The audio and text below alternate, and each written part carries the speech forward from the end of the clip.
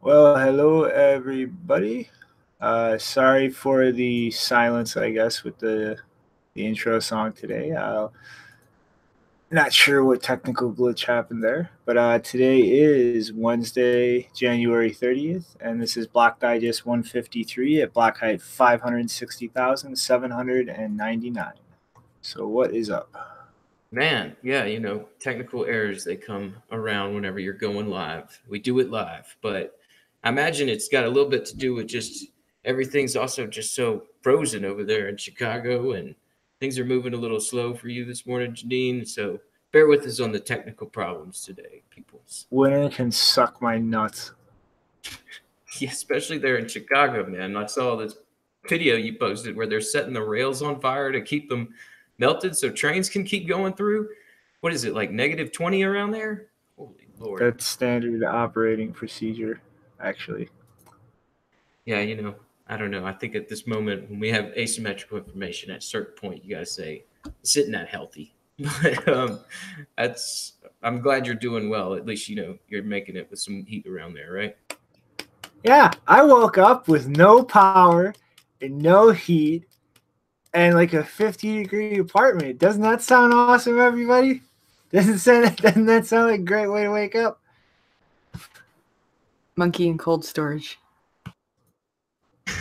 So's the joke of the morning. I told you you're like the third person to make that joke, and all three of you can go to hell. But I'm the first person on this show to use it. You can still go to hell. So you're moving a little slow. Has hell frozen over? I don't think so, because Chicago always freezes over. It's going to take like the government to actually do something productive for hell to freeze over. Chris is going to be very sad when I strangle you, Janine. So you're moving kind of slow this morning, Janine, but how are you doing today? I'm doing good. There's been a lot going on today in the news in terms of Venezuela stuff and Iran stuff and some mostly bullshit Hamas stuff. Lots of things. Yeah, there's been a lot going on, and I'll tell you, it's been kind of hard for me to focus because of what happened recently since our last show. I went a little viral. I don't know if you guys caught that. Did you guys see that tweet where we made a purchase? We made a purchase at Bitcoin Mom's dispensary, and man, the thing went nuts. Dude, pass the Bitcoin, dude. For sure, man. This is an awesome little story. Let me pull up my notes here. So yeah, after our last episode, I needed to pick up some of my medicine. You guys know, but I'll fill everyone else in just in case they don't know. The fact is, I use cannabis on a regular basis to control my stress-induced seizure disorder from PTSD related to my time in service. Now, cannabis is a medicine that I take seriously, and it has saved my life. I'm dead serious on that fact. And it's actually a very powerful medicine for an array of uses. And outside of Bitcoin, it's another passion of mine. I really think it has the capability to help turn our country around with healthcare, similar to the way Bitcoin is helping individuals not really need the assistance of a bank anymore. If it was publicly available, we'd see a lot more healthy people out there mentally, which helps encourage the physical. All right, now, and you guys know I've been running this Bitcoin meetup here in Boulder for going on 14 months now. It's really a nice little group of people in a nice little town. We were very fortunate that a while back, Brooke, the Bitcoin mom, and her husband, Bill, came into town, and they really helped rejuvenate the area with a renewed interest in Bitcoin. When they first moved here, there was this moment of spontaneity, which came around where it became known that this dispensary downtown was available for purchase, as well as their subsidiaries. It really captured the interest of Brooke and Bill, and there was a long period of bated breath wondering if this deal would go through. Finally, just last week, the Bitcoin family took over this amazing little spot here in downtown Boulder called Helping Hands Herbals, and another spot in Lyons called the Bud Depot. We can see from the first link in the show notes that on January 25th, Bitcoin Mom posted to Twitter, quote, "Hey, at Crypto Graffiti, we took ownership of our dispensaries this morning. First order of business, hang your Silk Road print. And we can see in those pictures there that the nice little, the print hanging up in the shop. And I'll tell you, it looks great up on the wall. And Brooke and Bill, they really know the significance of this shop, Bitcoin, and the histories these markets have created. They understand these things. So they absolutely are looking at this with the right eyes and are seeing ways to help the cannabis industry and build out the Bitcoin network. It's an amazing development here on the ground, and I was extremely lucky to be the first customer to purchase some cannabis with Bitcoin. We made that little video clip for the occasion and posted it to Twitter. To my surprise, I checked it this morning, and we are well over 80,000 people have viewed that video. And the other analytics are insane. And I think it shows this renewed interest in this idea of what's possible with using Bitcoin for cannabis on the legal side of the spectrum of this industry. Cannabis and Bitcoin were always a perfect fit, but it's hard to have the networks and relationships in place to build out the above board independent banking system needed to achieve success in this industry. Here in Colorado, all those pieces are starting to line up. All right, so the tweet I posted yesterday says, or not yesterday, I'm sorry, it's in the last show on I guess it was Sunday, yeah. Quote, history made. No, it's not pizza. It's the first cannabis Bitcoin transaction at Bitcoin Mom's new dispensary, end quote. And it really did feel historic. And I think over the span of time, it will prove to actually be a historical event. Now, you might say I'm being a little over dramatic, but I don't think so. Over Bitcoin's history, it has been those who not only just take risk, but also recognize Bitcoin's value proposition and are willing to build out slow organic growth who are the most successful in this space. The first transaction was done the old school way, just a laminated QR code, but there are plans to keep building this out. Like I'm saying, it's a slow organic growth that will take time to get everyone up to speed and find best practices for Bitcoin settlement. This was just the first step with many more to go. Brooke and Bill are the parents to our friend Jack Mallers, who is developing the Lightning Network point of sale we talked about last episode. Well, he tweeted in response to this transaction, quote, would be awfully cool if someone helped the unbanked marijuana industry get onboarded onto Bitcoin and the Lightning Network with no trusted third party so they can no longer be censored and denied financial services, close quote. Which, right on, Jack, that's what I'm talking about. We have everybody on the ground that we need who have an aligned view on the progress of Bitcoin and finding ways to expand on that. I'm really excited about the possibility of being able to work with Jack and getting this new point of sale implemented. That's a little down the road, but for now, there's still plenty to do, and it's so fun just thinking about the possibilities and working on it. I've got another link down in the show notes where Bitcoin Mom discusses Bill's idea of a novel loyalty program called MARS, which stands for Merchant Adoption Rebate System. It's quite simple, really. If you made a purchase and the price goes down, good for you. You got the most possible value for your Bitcoin. Now, if the price goes up after you've purchased something at our shop with Bitcoin, no worries. Bring back your receipt. That will have the day and time stamped on it, and we'll refund back half of that rise in store credit to where you could get more items from our store based on the price rise, and we'll split that risk with you. So these are like interesting little ideas and thought processes, as well as just like the idea of like, how are you going to train people up? How are you going to convince customers? All these ideas are very interesting to think about. So I know there were many Bitcoin cannabis transactions in the past and that there are Bitcoin cannabis merchants out there now. But I'll tell you something unique to this situation is Brooke, Bill, and Jack. They're the most down-to-earth Bitcoiners I've met, and they get this ecosystem. They understand censored markets, and they understand how we can make these ecosystems work for each other. Another advantage we have is our newly elected Governor, Jared Polis, who also takes a positive stance on both these markets.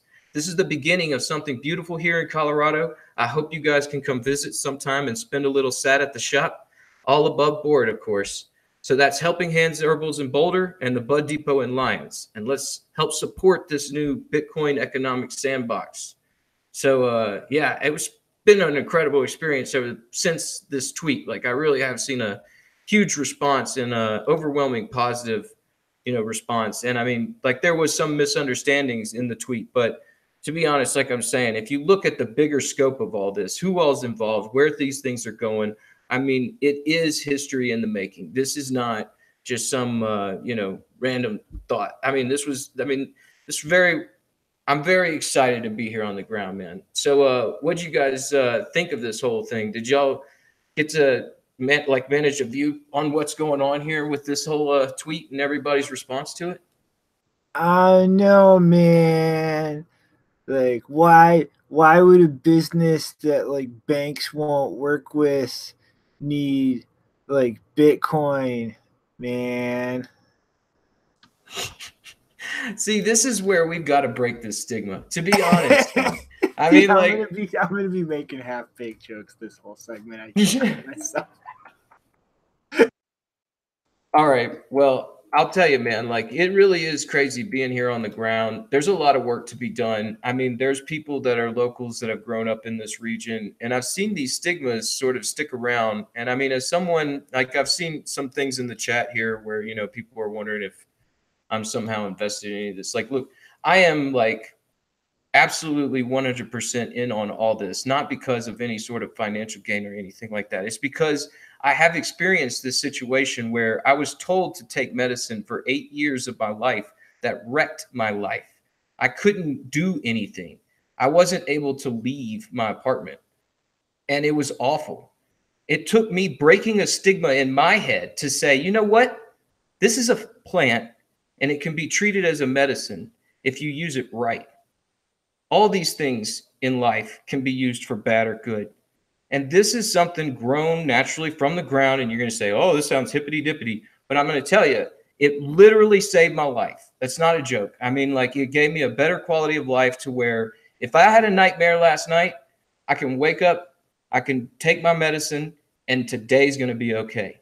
You know what? Last night was last night. Today's today. It'll be okay. Let's keep moving forward. That's a thought process I didn't have with those other medicines. And that's a thought process a lot of people are stuck out there with.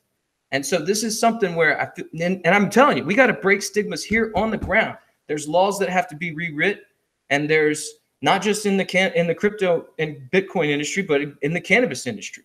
I mean, these laws are about to sunset. It's time we start talking to people and we start breaking stigmas, and we really start building out these things that are going to help people become more independent and be able to step away from this gigantic system that just tries to, it tries to bleed off what it can. And in that, the incentives don't say, let this person get healthy. And so I think we should just make this publicly available to where people can come to their own conclusions on this. And Funyuns, man. Funyuns. I don't think we'll see that stigma break. It's all right, though. I think it's funny still. Hey, dude. Hey. I'm quoting one of the most classic, timeless movies in 20th century America.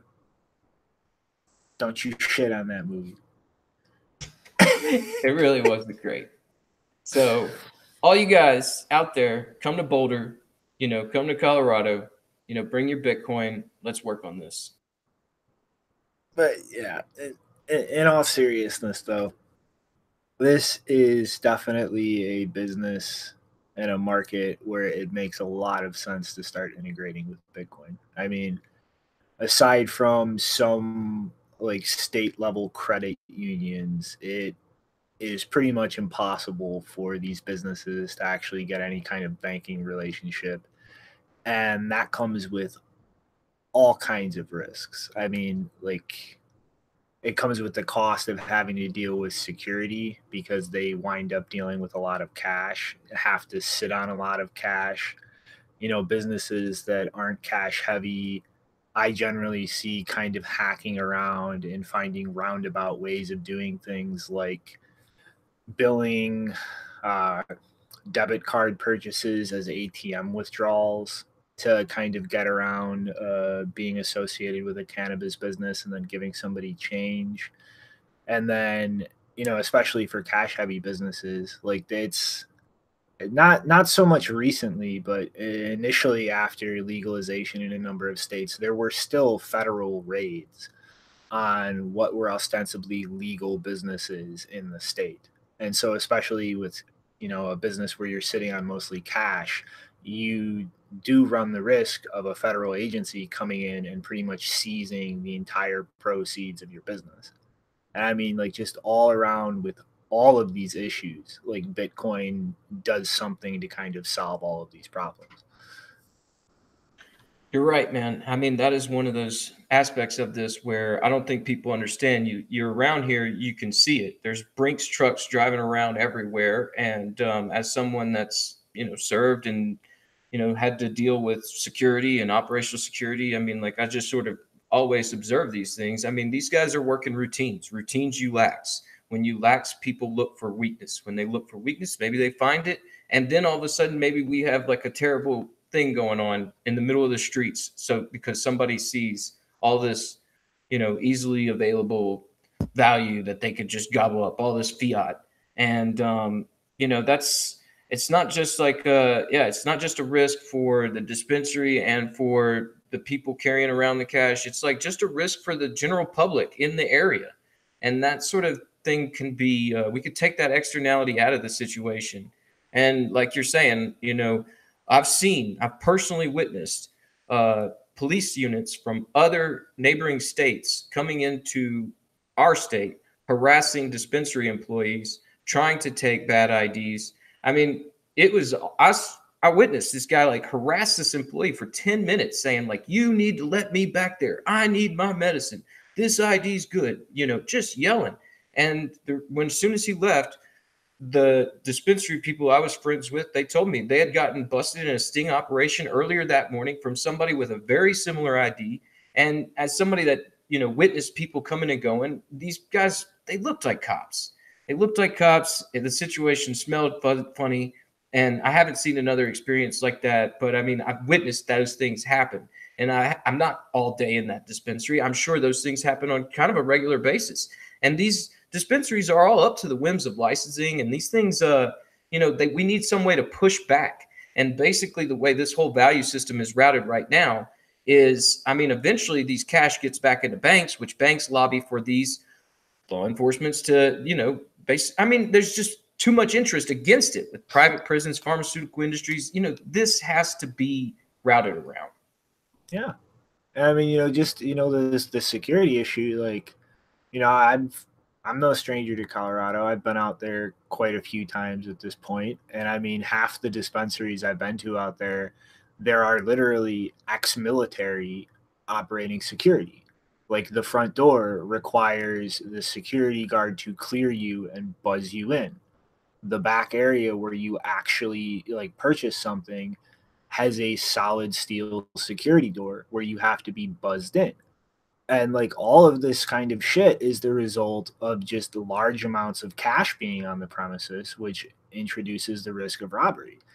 And I mean, if you look at an equivalent business, a liquor store, I mean, that's insane. Like, when the fuck was the last time you walked into a liquor store with a military security guard with multiple layers of security doors you had to be buzzed through? I mean, the fact that is even necessary in a business like this is just beyond insane.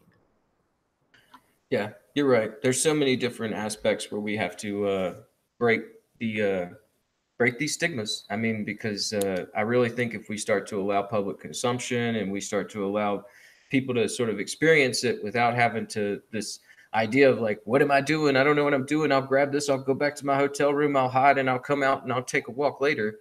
It's like, let's just come in, take a puff, go back out, take a walk, and then let us know later if you want some and we'll bring it by. That sort of thing needs to happen to where people can become a lot more comfortable with the situation. And like I'm saying, there's a lot to build out here. It's interesting. It's fascinating stuff to work on. And I hope we can keep building it out. I know we're going to keep building it out. So I hope, you guys can help us build it out. Yeah, and the thing that was most interesting to me that I saw Bitcoin Mom tweet about, John Light asked how they deal with the price volatility in Bitcoin.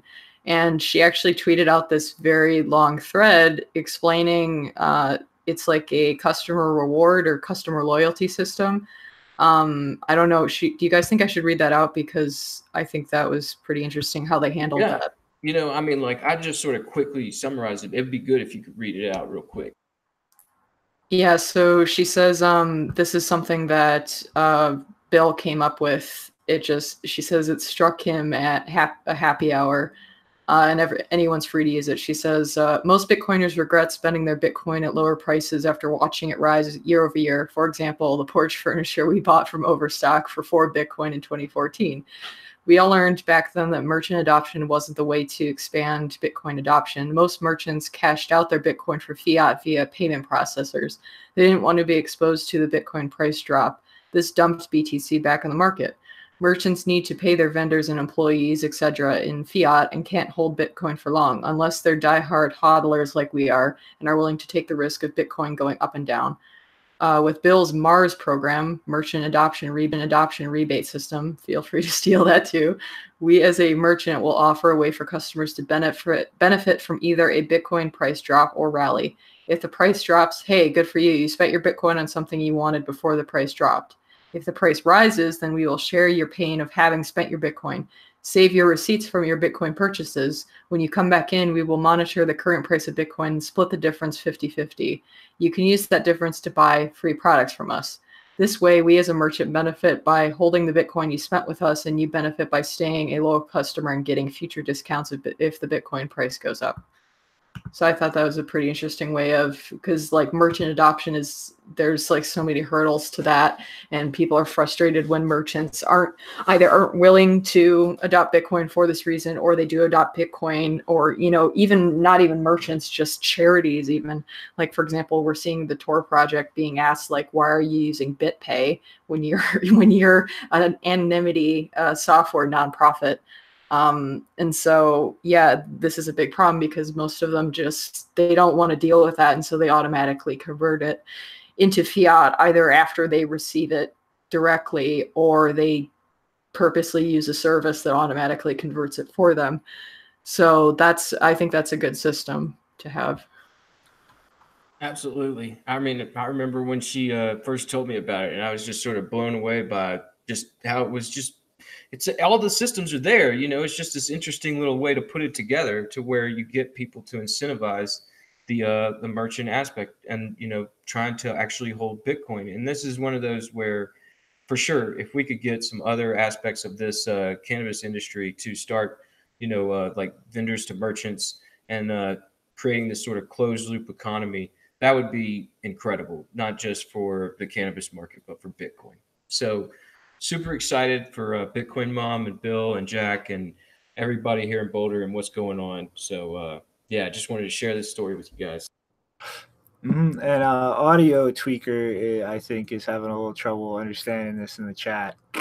So just want to kind of clarify that the business only actually loses anything if the price goes down.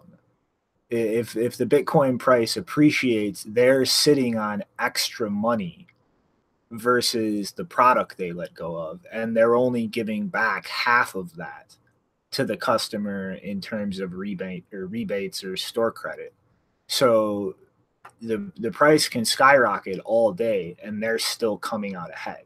If they sell $20 worth of product and the price goes up and they're sitting on $30 of Bitcoin and give $5 back to the customer, they still have the profit from that original $20 plus an extra $5, and the customer is getting something out of that. So like if the price goes up, they're not losing anything. They're actually making more money and just kind of sharing a little bit of that with the customer. Yeah, it's an awesome idea. And like the link to the thread that discusses this is in the show notes. And, Brooke says like, hey, this idea is out there, use it. And I'm sure like if, you have some more questions about it, she wouldn't, hesitate to answer that. And, there is a discount for if you purchase with Bitcoin. I forgot about that. So I'm not sure exactly on the percent. I think it's 10%, but I'm not 100% on that. But you will get a discount just for using the Bitcoin too. Mm-hmm. But, yeah, this is a nice step forward, and I hope other businesses in the area start looking at this because, like I said, this is a really rounded way to deal with most of the problems that these businesses face that are unique to this market. Absolutely, man. Alrighty, so I guess we ready to slide along? Yeah, man. What else is going on with this vulnerability? Well, today is a historic day, people. Today is the first ever security vulnerability in a CoinKite Bitcoin hardware product. Oh What? my God, the cold card's fucked. Quick, anybody using a cold card, all your Bitcoins are at risk. Don't go wreck it yet. So what's up? Not much really. I hope at least one person out there panicked when I had my fun with everybody. But honestly, in the grand scheme of things, like this vulnerability is not really a threat to anybody unless you're literally using a 4-digit passcode. And by that, I mean 2 digits on the first half and then 2 digits on the second half, because the cold card is designed to have 1/2 of a pin entered, and then it gives you a security check that's unique to that device in the form of 2 mnemonic words. And you're supposed to check that before entering the second half of your PIN so that you don't enter that into a malicious or a faulty device and give an attacker your PIN. And especially this vulnerability compared to all of the other wallets out there, like the Ledger, the Trezor, the Keep Key. I mean, this is nothing compared to the types of exploits that have been found on those devices. So pretty much what happened here, somebody named Lazy Ninja, and in their or CoinKite's blog post about this, they linked to his Twitter account. He developed a hardware device that actually man in the middles the interactions between the main microprocessor and the secure element that actually manages your secrets and your Bitcoin keys. And pretty much what's going on here is when you enter a PIN, it sends the hash to the secure element to check against what it has stored before it will unlock itself. And then it responds with a 1-byte answer to tell the main microprocessor this matched and is legitimate, or it's an incorrect PIN.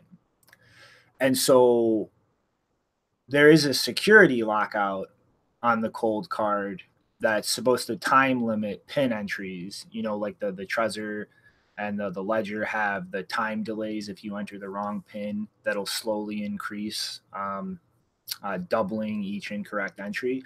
And there's a similar mechanism on the cold card, but it's handled by the main microprocessor and not the secure element.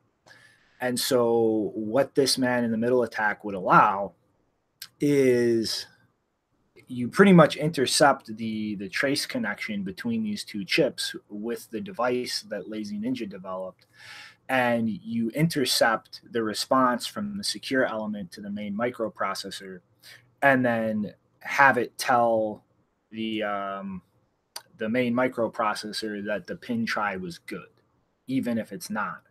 And that way it resets the time delay, and there is no delay introduced in trying new PINs.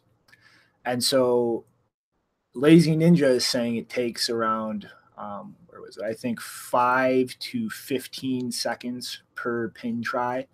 And so far, it's pretty much just him manually entering the PINs. It could probably be sped up, although I don't think too much of a speed up by some kind of automated device touching the buttons and entering the PIN automatically. But it's still not giving any kind of access to anything stored on the secure element until the correct PIN is found.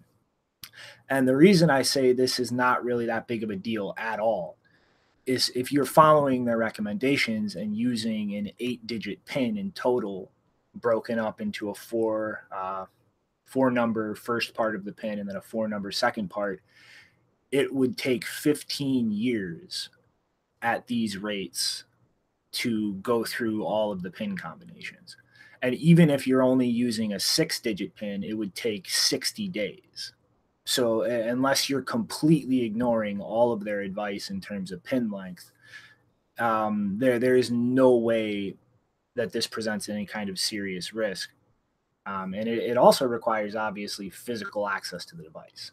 So in order for this to happen, if you're using an 8-digit PIN, you would literally need to have your cold card stolen and not notice that for 15 years. If you were using a 6-digit PIN, you would have to have it stolen and not notice it was gone for 2 months. And in both of those cases, there is well more than enough time to simply import your seed to something else and move your coins, at which point, if your PIN is actually cracked, its access to the keys are effectively worthless. And so what they've done here is 2 things, actually, in the new Mark II cold card to mitigate this, a hardware solution and a firmware solution.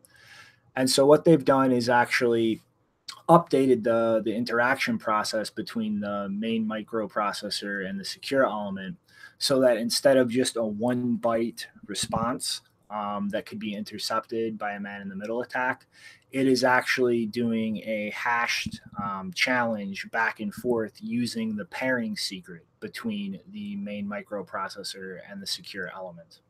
So even if something was able to intercept it, it's not something that you can just give a false answer to because you don't have access to the pairing secret used between the chips. And as well, they have altered the hardware slightly so that intercepting the actual trace between the chips to perform this would actually require removing the secure element physically from the cold card and using a socket so that you can get access to the trace and the interactions between the 2 chips.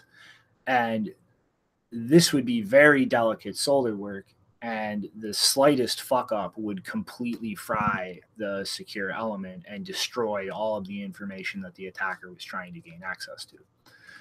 And so there is in this blog post a little bit of more detail in terms of the firmware and the hardware fix, as well as links to all the relevant information in terms of the source code for its firmware and a little bit more technical details in terms of what's actually going on in interactions between the chips.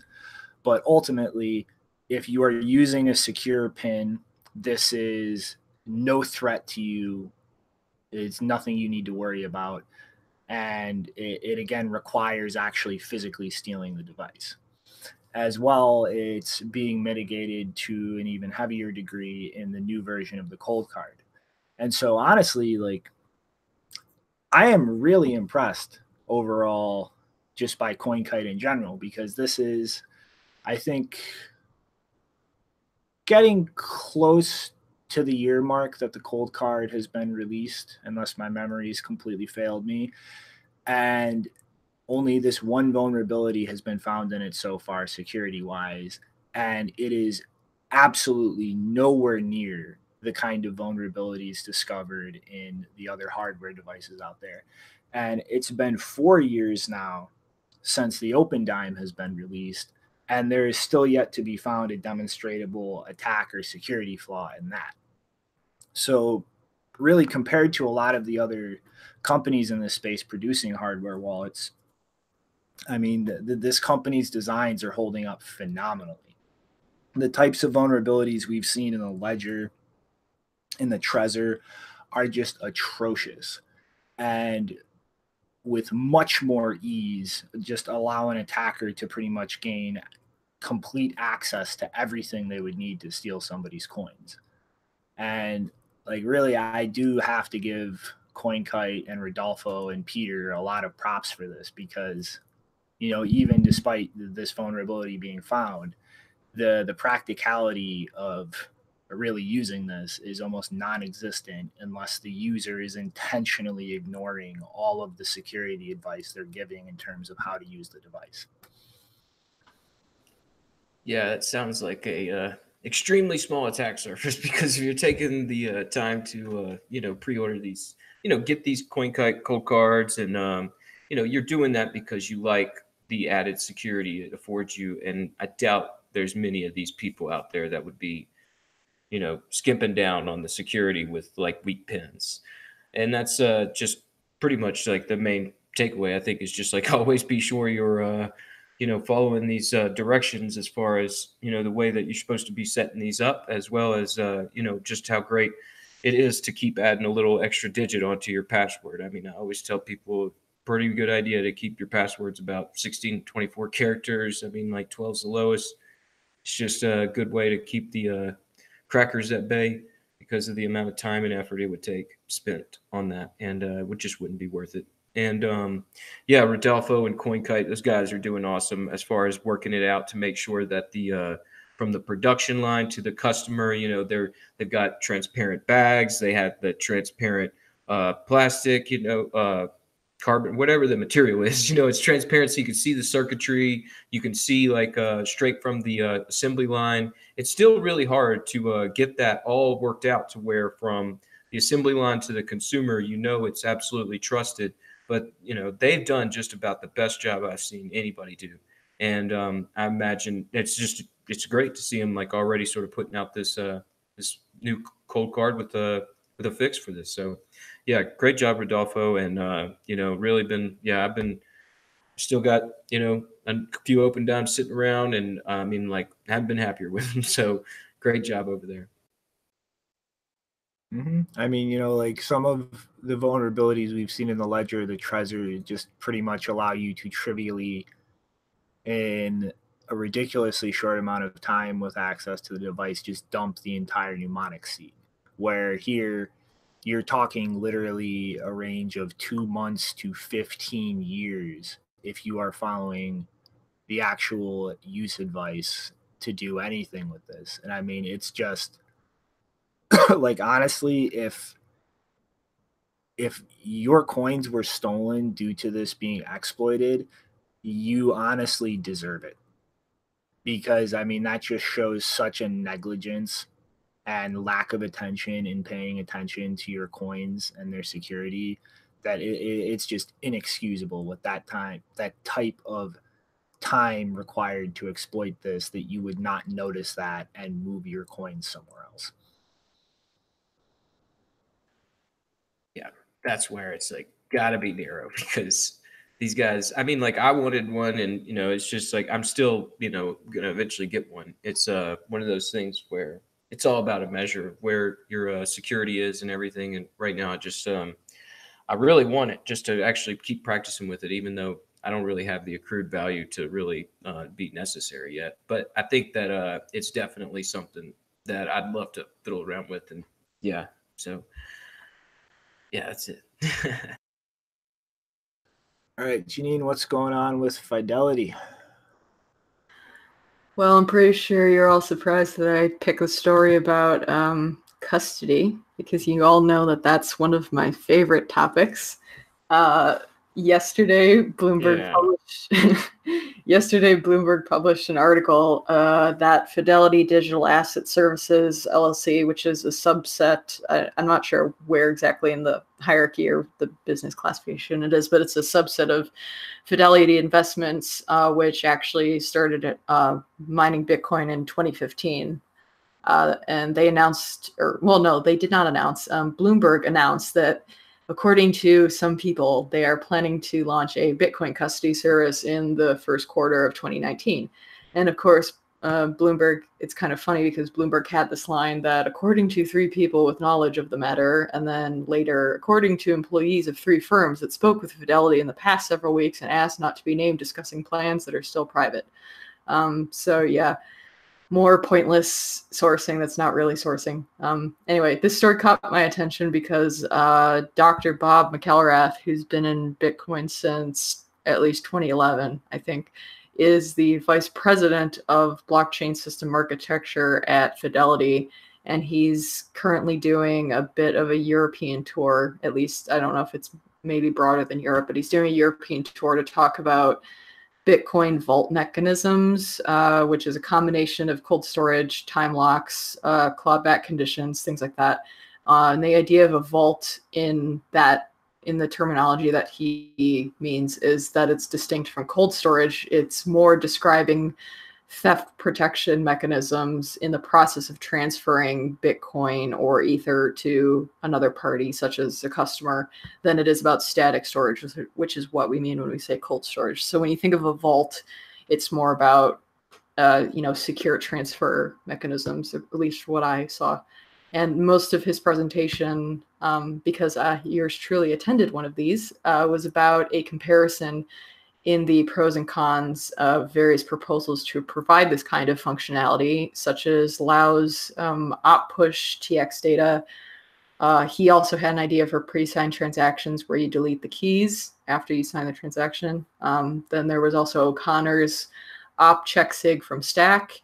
And then there was hiding alternative spending paths or conditions, which is what Taproot and Mass do. And those are probably the favorites on the current core Bitcoin Core roadmap. If I remember correctly, all of them can be implemented as a soft fork. I know that Taproot and Mass can. I'm not sure about the others. Mm-hmm. But yes, so I did attend, and I'm happy to say that I was the only person in the room when he asked, does anyone know what MAST is? I was the only person to raise my hand. So not only was it, his presentation was an interesting summary of those proposals, but he also talked about which ones would be preferred or not preferred in a custodial type situation. For example, his pre-signed transaction proposal where you delete the keys to make it that there's a much lower possibility or probability, if you did it perfectly, probably not, of someone being able to hack you and access those keys. Would probably not be accepted under the current practices of most financial institutions because they have a policy of keeping everything pretty much forever. At the very least, they would have to keep the key until it is confirmed that the customer has received funds or the other party has received funds, which would kind of defeat the added security of deleting the key before that. But yeah, that's why this story did not surprise me, because, when a company starts sending out people to, do presentations about this kind of thing, that's kind of a signal that, hey, this is close to launch, or it's being launched, or in the process of being planned for launch. And so even though I pretty much despise custodians for my own purposes, I suppose if they are going to continue to exist in some form, these mechanisms would be useful. So if you'd be interested in hearing more about these proposals that could possibly be relevant to custodial type situations or non-custodial even, Aaron Verdum from Bitcoin Magazine recently wrote an article about Taproot and MAST. If you're not too technical, he breaks it down. We're actually going to be covering those a little later. And we will break it down. yeah, we will break it down for you. And Bob McElrath will be giving the same talk in Munich for the Bitcoin Tech Days mini conference on February 12th, which is a free event run by the Munich Bitcoin Meetup. No Paro will also be there representing ZK Snacks and Wasabi Wallet to talk about the history and current state of privacy in Bitcoin. So yeah, sounds interesting. Mm-hmm. I'm really glad to see, or at least the rumors of Fidelity doing this with a lot of circumstantial evidence to back it up. Just kind of for the same reason that I want to see like a large swath of ETFs rather than just a small group. I mean, we have Backed kind of building in a custodial product with their overall platform. BitGo is trying to has stepped into the custodial space. Like, there are a number of other companies, and I would much rather have a large group of companies doing something like this and kind of spread that the custodianship around and amongst a number of different entities rather than just have, one or two large concentrations with, a form of regulatory capture kind of entrenching them as a monopoly. Because the more this ecosystem matures and the more we see institutional money flow in, I mean, that's going to start sucking up some fraction of the Bitcoins in this space. And I would much rather have that as widely distributed as possible among a number of different entities rather than just have a few just growing in terms of concentration of Bitcoins in the ecosystem. Because that the more concentrated the ownership of coins becomes, the more influence that small number of entities has in the consensus process. And it especially makes me happy to see them actually thinking this through on a technical level and not just thinking like you make a key, you put that in a vault somewhere and call it a day. Like they are actually digging through the full functionality that this system allows and seeing how they can best use everything it can do. Absolutely, Ben. Like, let's spread that risk out a little bit. I mean, we do see all these sort of products coming up, and they're also talking about this first quarter 2019, and they're all sort of talking about this ability to create these cold storage situations that are, very distinct in their ability to keep funds protected and, at the same time honor rights and everything. And, we've been seeing that discussed in Wyoming and, like you said, South Dakota. Gemini wants these sort of things built out. And it's good also just to sort of spread out not just the risk of, but also these the economic weight of these nodes, because we did see that in the past, right, where these few economic nodes kind of got together and said, hey, we want the network to do this, and that was a fight. So it'd be good to kind of keep that spread out and that surface spread pretty wide. And that Bob McElrath, he's a smart guy. I've always reading his tweets, being like, man, this guy is on top of some stuff. And so I'd be interested to see what he's got set up there and see how it works. Yeah, I actually want to quickly, I might have lost it. Where did I put it? I might have lost it. He made an interesting tweet I think it was a few weeks ago about, I guess he was at another conference and he made a comment about, oh my God, I can't type and talk at the same time. He made a comment at a conference that people are getting too excited about stable coins, and that stable coins is the wrong term. He said you should call them crypto-backed, fiat-backed crypto instruments, because they're not really stable. He's like, stable coins are only stable if your time horizon is really short. So pretty good. Yeah, that's right. Bitcoin is the ultimate stable coin. All right, so what is up next, Rick? Yeah, let's talk about the ancient stablecoin and what VanEck is thinking about with their withdrawal proposal that we talked about last episode. All right. So you guys remember a couple episodes back, actually, we talked about this VanEck pulling their filing for the Bitcoin ETF due to government shutdown, saying, quote, we will refile and re-engage. So, now the CEO of the company, John VanEck, is claiming investors are flocking to gold. He says about the current market condition, quote, I do think that Bitcoin pulled a little bit of demand away from gold in 2017. Interestingly, we just pulled 4,000 Bitcoin investors, and their number one investment for 2019 is actually gold. So gold lost to Bitcoin, and now it's going the other way, close quote. Which, to be honest, it's not too surprising. People are moving into gold. Like we're saying, it's the ancient stablecoin, and which is an economic, this is all an economic reflex to times of market strife. And we are abundant in that at the moment. The whole U.S.-China trade war, Venezuela hyperinflation running rampant, Iran and Russia searching for routes around U.S. sanctions, multiple wars, and all on top of the growing debt bubbles all over the world. So that's a few reasons why we are seeing speculators move into precious metals. Another being the chart levels look like they are at generational lows, which has everyone trying to capitalize on the possible move upward.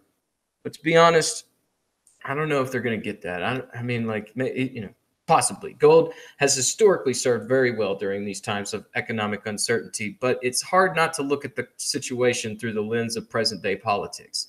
Venezuela has 1.2 billion in gold locked up in a vault in London, controlled by the United States, which effectively makes it worthless to them. That situation is not unique and could be repeated for multiple countries. And if macroeconomic markets come to a grind from a bursting debt bubbles, while gold can't be moved because of political strife. I don't know. It could tank the gold market. I mean, silver probably would be all right, but like we're talking about in just this last story, the idea of economic mode sort of like accruing all the value, like they can easily sort of decide the roadmap. So anyway, it looks like this chart and market action has everyone spreading out their position to try and weather this upcoming storm. What do you guys think? Are precious metals like gold still a good idea? Well, I think it's going to be quite a while before a large amount of investors start moving away from precious metals. It's just that is a large network effect and market history to overcome. But I mean, I think it's kind of telling to a degree the way VanEck is trying to paint it as Bitcoin investors moving into gold immediately follows after their ETF proposal was removed from consideration by the SEC.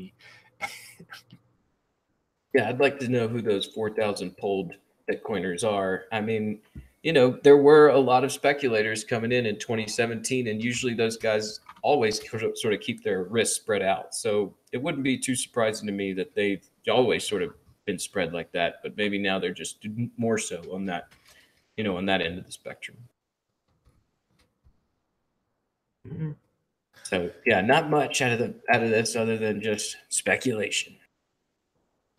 I think this is VanEck trying to push people towards their gold ETF products as things are not looking good in the short term for any kind of Bitcoin product listed by them. But that's kind of to be expected. It's they're in it to make money. Yeah, absolutely. And just we'll see whether they could do it. I mean, that's like we're saying, this whole political situation with Venezuela and their gold and what all's going on. And I mean, Iran and Russia, like maybe we should just tear right into that next story, Janine, about Iran. What's their method for getting all around this? Well, I have to say part of this story is it's not as exciting as it may sound because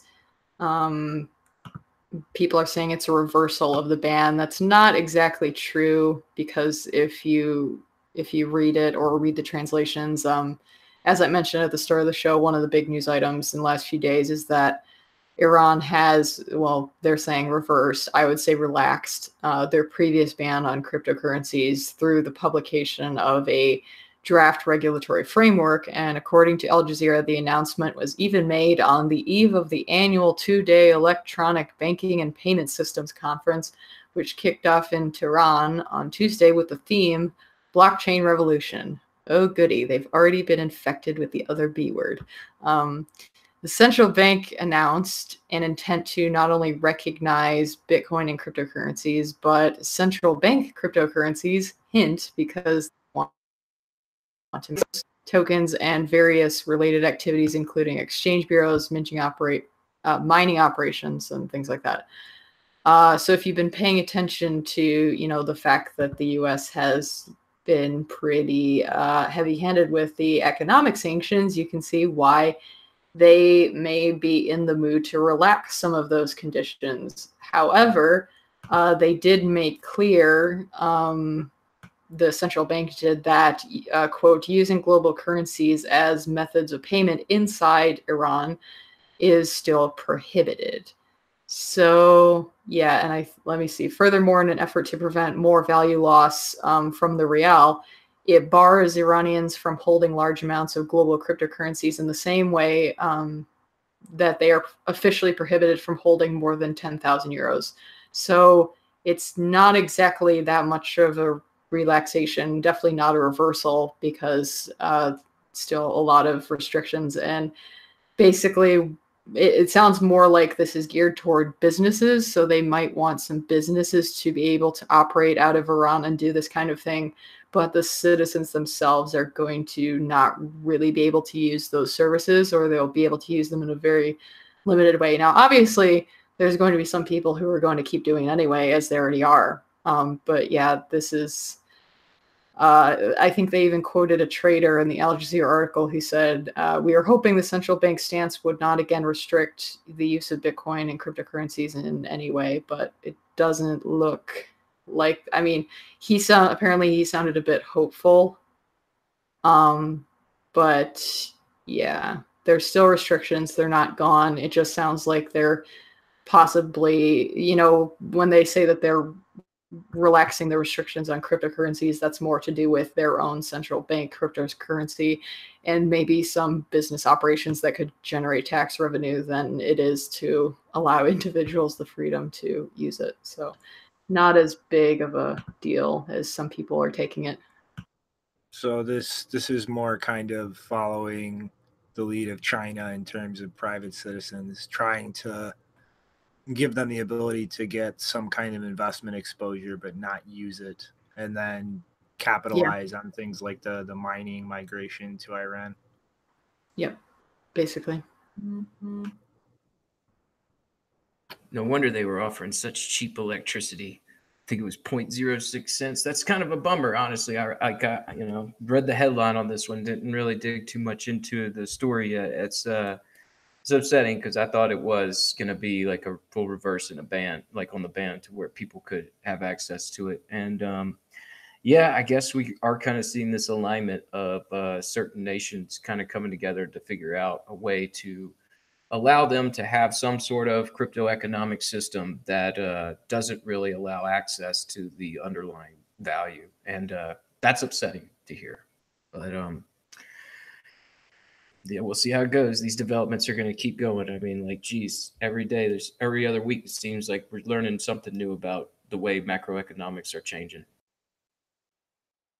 Mm-hmm. I mean, it's, to a degree, though, I mean, it's to be expected from a country like Iran. I mean, it's really, it really is just kind of a pattern at this point. Governments like that just seem to be trying to walk that line of gaining some kind of utility and benefit themselves, but doing everything they can to limit like the benefit and utility for their populace. It's, a government that wants to try and stamp down and control things. I don't see why anybody would really expect that to change just because of Bitcoin. Yeah. So what else is going on? How else can people get access to Bitcoin, man? What's going on with these fast Bitcoins? Well, this I'm actually really excited to see because I've actually been talking to the owner of this for quite a while he's been building this out. But a company, Fast Bitcoins, has officially gone live in England. And this is pretty much a point of sale system where you can buy Bitcoin vouchers effectively. You can go somewhere, exchange cash, and then get a voucher that can be redeemed online. And up to a limit, I believe it's £250. All it requires is an email address to actually redeem the Bitcoin. So there's no identification required up to that limit to actually purchase anything. And obviously, it's not really difficult in this day and age to create an email address not connected to you. So this, for small sums, is a very private and quick way to actually get your hands on Bitcoin. And it's actually ran by Danny Brewster. And I'll get a little bit more into his involvement in a little bit. But Danny also is behind a company, AAO Global, which has digital kiosks where you can buy things like prepaid cell phone minutes, Xbox Live subscriptions, and other kind of digital cards and things like that. And this is also something that down the line is going to integrate fast Bitcoin vouchers. So there are numerous things that you can buy on these terminals. I think up to like 5,000 different things, and they're spread pretty decently thick around. So this being integrated into these terminals will spread the exposure of this around even faster. And it's really, this is the kind of on ramp that we need, something that doesn't require huge hardware investments to roll out, that's very quick and agile, and most importantly something you can use cash for, that, like I said, up to a limit, doesn't require identification. And the platform also allows selling, although you do have to actually register and give some personal information to sell through the platform. And the limits vary based on retail locations that support fast Bitcoins in your area, and pretty much how much cash they can actually pay out for transactions. And the fees for this right now are 6% to buy and 3% to sell.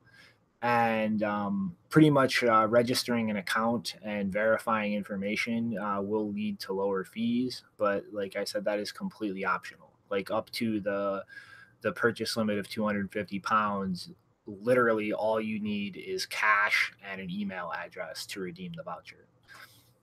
And like, it's just, this is the kind of thing that can just be rolled out very fast and very widely.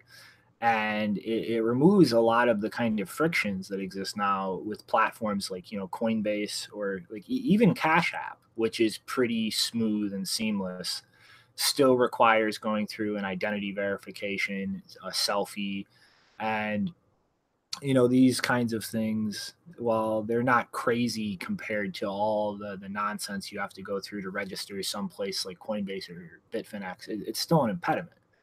And like this strips away pretty much all of the friction that you can. And to kind of get back to Danny, some people who've been around in the ecosystem for a long time probably know him, although new people might not. Back in 2014, he was involved in a company called Neo and B that was attempting to pretty much build out a Bitcoin bank and payment system in Cyprus during the bail-in that was happening around the time.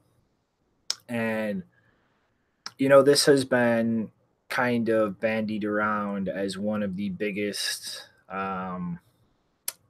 collapses, on par with Mount Gox and the Silk Road falling during that era of Bitcoin. And there were a lot of people kind of accusing Danny of outright fraud, trying to file legal charges. And after leaving Cyprus and going back to the UK, he actually, met with the Cyprus police and went through an interview. And after the interview, they pretty much dropped all charges and, found no evidence of any kind of intent to defraud or actual fraud. And by Danny's account, like, pretty much what happened is just a huge accounting error going on in the business that just pretty much led to everything completely falling apart. And one of the things I'm happy to see, with fast Bitcoins, going live, is one, like, this is a private way to actually get into Bitcoin, and something that has minimized the counterparty risk as much as you can. And it's also part of the reason that he's doing this is to try and make the Neo and B investors whole. I mean, right now, around 20% of the outstanding tokens have been settled one way or another. And he's going to be devoting profits from fast Bitcoins to continue to pay off investors and make them whole, who otherwise haven't been yet. And so I think, looking at this business and the way it's structured, it's a very secure business, a very private business, and something that can expand very rapidly. And I think it really speaks a lot to his character, after the whole shit show with Neo and B and the way that it was received by the community, that 5 years later, he is building this business out and intent on using the profit to actually make everybody who hasn't been already whole for the losses that they suffered through Neo and B. And, I really think that that's something that isn't really seen a lot in this ecosystem. That, most of the incidents like Neo and B, people just wash their hands, slide away, and really don't give a shit about the people who've actually lost money in the process. And Danny is making a real effort here to actually make them whole. And, aside from that, to kind of get back to two little details I glossed over real quick. Fast Bitcoins does actually enable withdrawals over Lightning Network. So you don't have to receive on chain. You can actually receive what you purchased over Lightning too. And it is also partnered with BitRefill. So you can actually purchase fast Bitcoin vouchers through BitRefill. And for those who might be scratching their head going, why the hell would I buy a Bitcoin voucher with Bitcoin? BitRefill actually supports a small number of altcoins as well. So you can kind of seamlessly and anonymously get your hand on these vouchers to get rid of whatever shit coins you might still be holding on to. So this is a real awesome thing to see, and I really wish Danny luck in this business succeeding and actually being able to make everybody whole from the Neo and B disaster.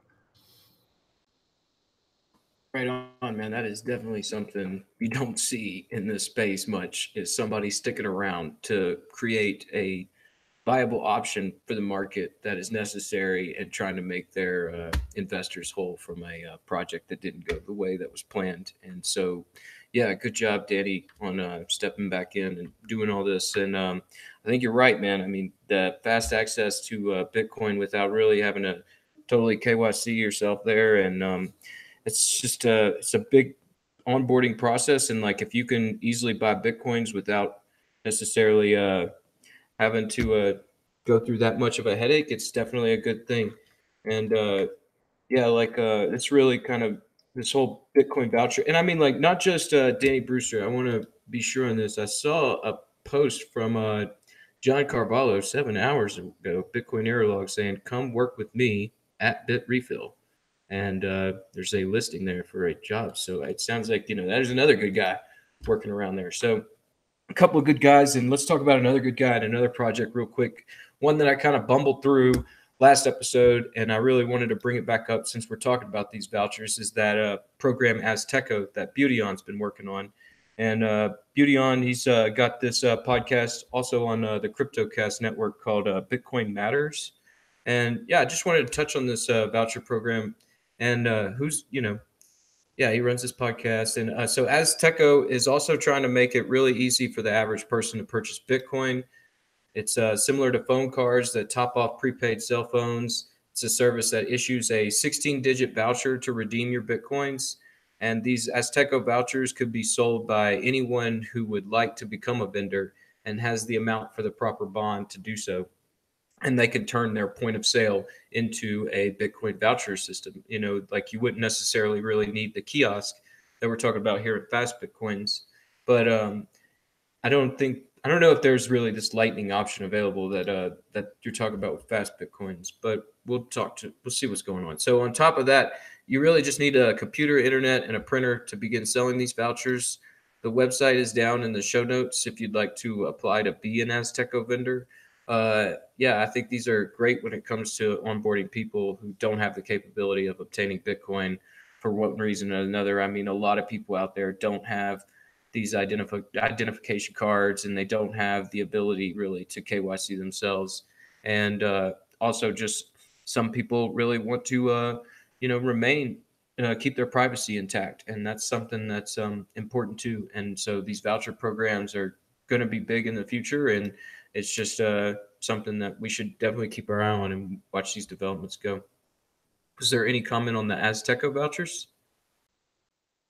Yeah, no, it's a nice setup. It's pretty much the same general kind of setup as fast Bitcoins. It's just if you set yourself up to print the vouchers, like you can sell these. And I mean, honestly, you know, I've said a lot whenever we've talked about ATMs kind of spreading around, like, you know, those come with a high overhead investment, and the premiums on them are pretty heavy right now. And eventually that's going to start feeling the effects of competition pushing them down. And I mean, at the end of the day, things like these voucher systems, the overhead is almost non existent compared to, you know, an ATM that costs thousands and thousands of dollars and can roll out a lot faster. So these kind of systems, when this market really starts feeling the heat of competition, can go a lot further in terms of undercutting an ATM and still being able to recoup investments and make a profit in the process.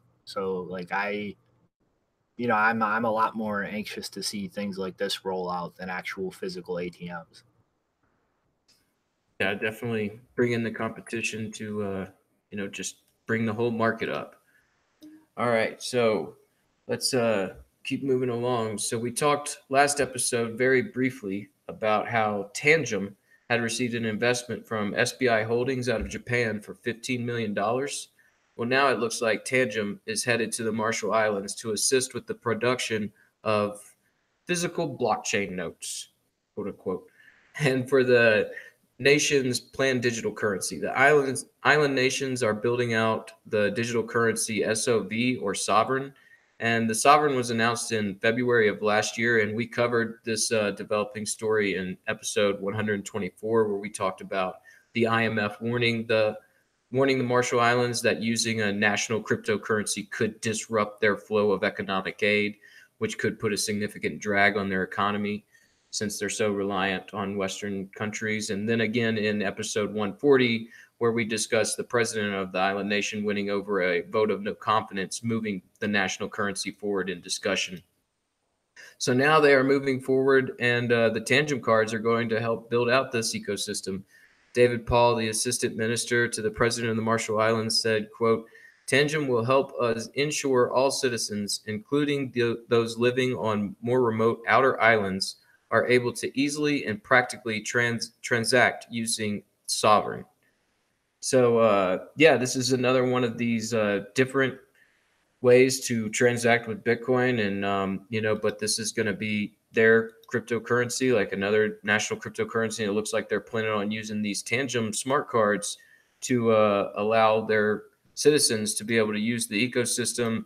And how exactly they're all setting this up is still kind of a mystery. But I mean, it looks like they're planning on setting up just like a stable coin called the Sovereign, and but the mechanics behind it seem kind of fuzzy. And we'll see how it builds out. But they definitely want to take use of these Tangem cards, and it looks like this company's been doing good here this past week as far as like investments and people trying to pick it up and use it. That's what it looks like from here, and we'll see. That's what the company's reporting. But it's like we're saying, even since the Marshall Islands has announced that they were going to release this national cryptocurrency, there's been a lot of pushback, and the developments have been kind of slow going, but they've been moving forward. So we'll keep an eye on it and see how they're going to build this out. But it looks pretty interesting. What do you guys think about this little bit? Well, the last time we kind of talked about this, I was kind of sad a little bit that they were moving into this national crypto buzz that a lot of countries in tight spots are going into, and not looking at things like Bitcoin directly. But I mean, I still hope that whatever they end up doing does something to help the country. But even at the end of the day, rolling out this might ease their population into Bitcoin, just being a more seamless way to actually get their hands on it. But as far as the rollout of the Tangem cards, I think it could actually help a little. Like I said, the scaling issues with this kind of thing on Bitcoin at least is mostly a result of the block size, the UTXO set, and everybody actually trying to keep it decentralized. But in terms of a national cryptocurrency, like a lot of those factors aren't really there. And I'm sure that they're not going to have an attitude even close to Bitcoin's in terms of decentralization. So something like these Tangem cards is a lot more viable in that case. And it would really give like a nice middle ground in terms of your average person can just, verify it with a smartphone, and that like people know how to trade cash around. But at the same time, it would also allow people to pull a currency off of it and spend it digitally. So it would just be like a nice bridge in terms of like people who are tech savvy and aren't, both equally being able to interact with something like a national cryptocurrency if the Marshall Islands actually goes through with it. Yeah, I mean, it's like we're saying, there's these vouchers and all these national cryptocurrencies being formulated, and everybody's kind of coming up with their own formula of what's the best route. And the Marshall Islands are in a unique position in the fact that they are several islands sort of chained together in the region, and maybe this is the best route for them. So it'll be, well, all these things are interesting to follow along and see. So just sort of how exactly it's playing out in this area or that, because yeah, I mean, this is all, I guess just forward progress into this new economy where everybody's building out. So yeah, there's that. What else was next here? It looks like, oh man, gonna dig down into this these roots, huh? Mm-hmm. So I know we have, gone a lot into Mast on the show previously, but we haven't ever really gone like in depth into Taproot and Graftroot. And considering it was kind of a slow news day, and Aaron von Werdum recently wrote these articles, so they were kind of circulating around, and figured go into that a little bit. So, Mast itself is actually something that's been being discussed as long back as like 2013. I remember a lot of posts by Peter Todd and some others on Bitcoin Talk. So this is like Mast itself is a pretty old concept in terms of upgrades to Bitcoin that have been being considered. Although the big issue with it is privacy, in that spending anything from a regular Mast script using pay to script hash reveals that it is a Mast transaction, and kind of sets it apart from all others into a much smaller anonymity set. And one of the ways that historically was considered to deal with this was just have every transaction be a masked one, even if there's only one way to spend it, and just have the normal spending branch and then kind of a fake second branch that doesn't actually have anything. It just makes it look like it might, and kind of blend things together. But that would make all transactions slightly bigger, because you would actually have to publish that Merkle proof when you go to spend the transaction. And, despite, hardcore privacy advocates maybe being okay with that, a lot of people aren't going to be okay in the long term with paying that extra fee just to help others' privacy. And so Greg Maxwell came up with the concepts of Taproot and Graftroot, building off of some of the things possible with Schnorr signatures. And so first, Taproot kind of builds off a mathematical property of Schnorr, where you can modify things like a public key, and then be able to modify a private key in the same way and still have them match and be verifiable together, and modify signatures and so on and so forth. Like it's the properties are the properties of each thing and how they relate are kind of transitive. So you can do one thing to one of them and the same thing to the other, and you still maintain the cryptographic relationship between them. And so this kind of allows things like taking a public key and creating a new one by modifying it with a script, and then modifying the private key as well. And so what you wind up with is a completely normal looking public key, that can be proven to be related to a script that isn't publicly revealed. So you could sign a transaction and just spend it like normal, but you would also, with a soft fork upgrade to the consensus rules, be able to prove that this secret script was related to this public key and would be recognized as another way to spend this. And so you kind of can replicate the same kind of thing with masked without giving away that it's masked unless you use the second way to spend things. And so what Taproot pretty much does is, instead of just modifying the public key with a script, you modify it with the Merkle root of a conventional mask tree. And then that way, you can spend it normally just using the modified private key with that Merkle root, and it looks like a totally normal transaction. So when you go to spend it, nobody can tell it apart from anything. And you don't have to do what I said earlier and kind of make all transactions bigger and kind of fake a mask for normal transactions that don't have multiple spending scripts. And so this kind of takes the normal like first path in a mask tree, which is everybody just cooperates and spends something and you don't have to deal with the other conditions, and it just makes it the regular public key, without giving away that there's any other spending conditions. And it's a huge privacy improvement and gets rid of that efficiency loss to kind of make up for masked transactions on their own standing out from others. And Graftroot is kind of a related idea, where instead of kind of anchoring the Merkle root of a mask tree to the public key so that you can prove their relationships, what you would do is create like the multi-sig public key, which just looks normal, and then you would create a new script and sign it with that key.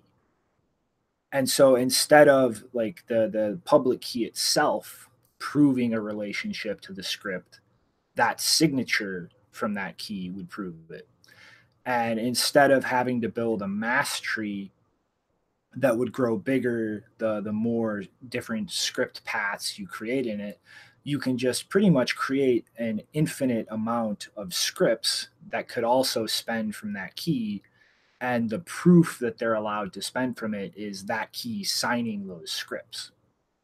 And pretty much some of you might be wondering, like, why the hell are we doing both of these? And it really comes down to a bit of a size trade-off, and then also a trade-off in terms of like information you have to store. So a Taproot address or script is something that you can kind of reconstruct. Like if I know all of the different scripts in that tree, or at least the hash nodes in that tree and the one that I want to use, I can reconstruct that whole thing myself. Like I don't have to explicitly save everything. I just have to be able to reconstruct it. And then I can still prove that this is a valid way to spend from this UTXO.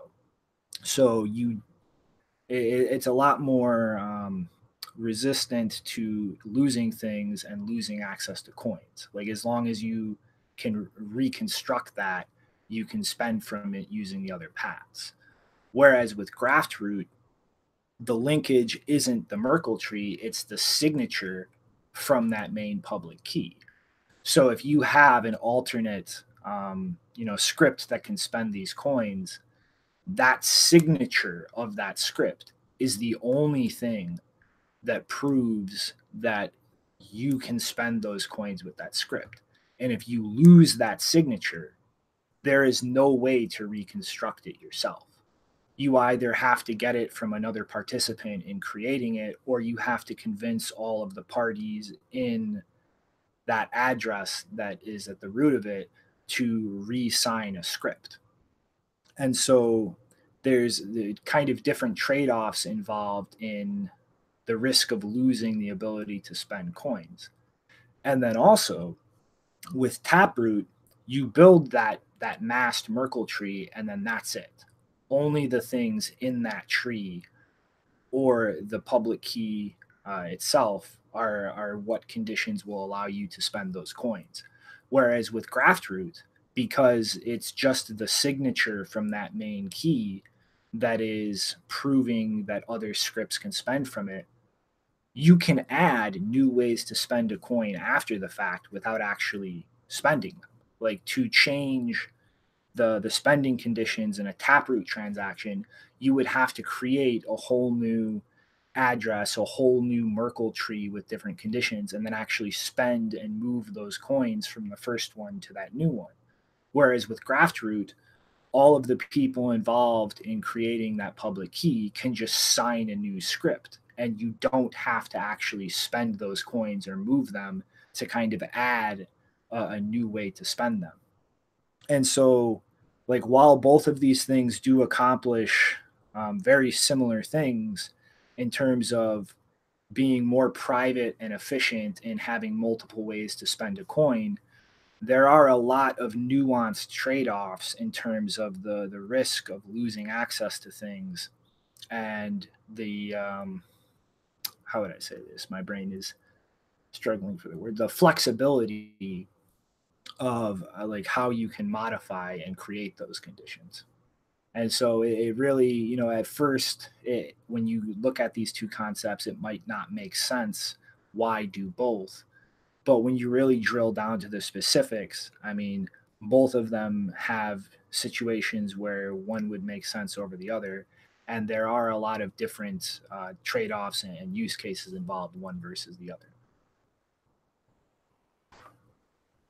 Man, that's a good little ZK Snacks episode right there. I've got some notes here in front of me. I hope everybody watching does too, because this is a meaty topic as far as the technicals go. And it's one of those subjects where I've been pretty much in the naive side of this. And, you know, I'm definitely, you know, going to go over this a couple more times, because these are one of those topics that comes up at meetups where I always just feel a little out of place. So I really appreciate that breakdown. And, you know, I'm actually this will be an episode I for sure go back and rewatch this aspect a few times and listen to it and go over this a couple more times, because, yeah, I mean, these are, you know, important aspects that are coming up in Bitcoin development, and it's important to understand them. So I really appreciate that breakdown. And, you know, it's going to help, you know, with the privacy improvements. That's what we're all moving forward to. And I mean, looks like, you know, it'd be good if we had some of this stuff built in, because it looks like some of these dark net markets aren't taking advantage of some of the things that are available to them. Right, Janine? Yeah, pretty funny. 2 days ago, Nopara tweeted out a report from Chain Analysis, our favorite blockchain surveillance company. And they published a report called the Crypto Crime Report just this month. And before we get into the particular finding that Nopara pointed out, they had 3 key takeaways in their report that state, first, they claim that 2 hacking groups were responsible for the majority of hacks in 2018, with about $1 billion in what they call hacking revenues, which is just interesting way to say that, in 2018 alone.